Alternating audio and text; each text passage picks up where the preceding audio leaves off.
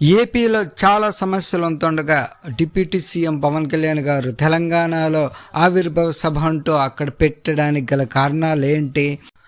సభకు పర్మిషన్ ఇవ్వకపోయినా ఇంటి దగ్గర ప్రెస్ మీట్ పెట్టి తెలంగాణ ప్రజలకు ఆయన చెప్పాలనుకున్న సందేశం ఏంటి? ఈ వీడియోలో పిఆర్ టీవీ పూర్తి ఎక్స్క్లూజివ్ విశ్లేషణ, పవన్ కళ్యాణ్ పర్యటన, రాజకీయ భవిష్యత్తు కోసం పూర్తి విశ్లేషణ చేయడం జరిగింది. మా ఛానల్ ఇంతవరకు ఎవరు కూడా సబ్స్క్రైబ్ చేసుకోకపోతే సబ్స్క్రైబ్ చేసుకోండి. ఏపీలో ఉద్యోగ సమస్య ఉంది. రోడ్లు బాగోలేవని చాలామంది కంప్లైంట్ చేస్తున్నారు.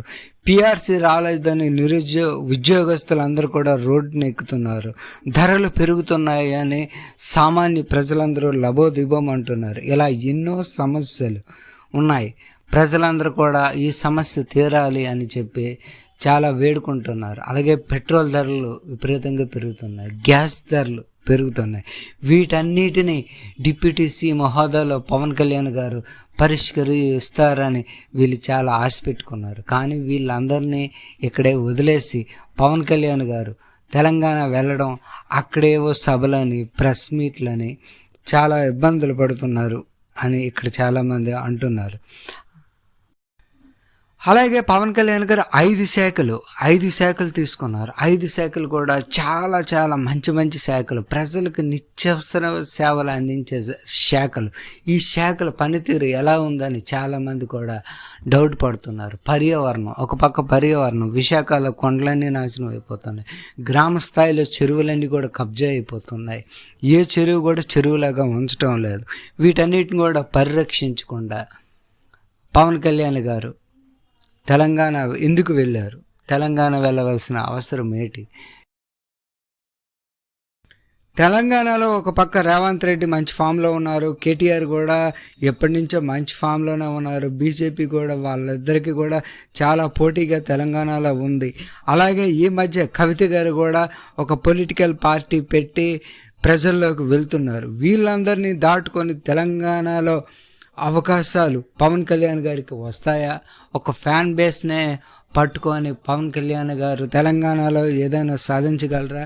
వీళ్ళందరిపై నెగ్గి సీఎం అయ్యే అవకాశాలు ఉన్నాయా? అలా అయితే ఆంధ్రప్రదేశ్ని పూర్తిగా వదిలేస్తారా? లేక ఆంధ్రప్రదేశ్లో పవన్ కళ్యాణ్ గారికి ఏమైనా సమస్యలు ఉన్నాయా? ఎందుకంటే ఇక్కడ చాలా ప్రశ్నలు ప్రజల్లో తలెత్తుతున్నాయి. పవన్ కళ్యాణ్ గారు డిప్యూటీ సీఎం హోదాలో ఆంధ్రప్రదేశ్ మొత్తం ఎప్పుడు తిరగలేదు. ఆంధ్రప్రదేశ్లో ఉండే సమస్యల గురించి కూడా ఎక్కువగా ఎప్పుడు మాట్లాడలేదు. ఇక్కడ నిరుద్యోగ సమస్య, అలాగే ఆయన సొంత పార్టీ అయిన జనసేన పార్టీలో కూడా చాలా సమస్యలు ఉన్నాయి. గ్రౌండ్ లెవెల్లో ఒక టీడీపీ వర్గానికి కానివ్వండి, జనసేన పార్టీకి కానివ్వండి, సఖ్యత అనేది కొంచెం లోపించి వాళ్ళ చిన్న విమర్శలు చేసుకునే పరిస్థితి ఉంది.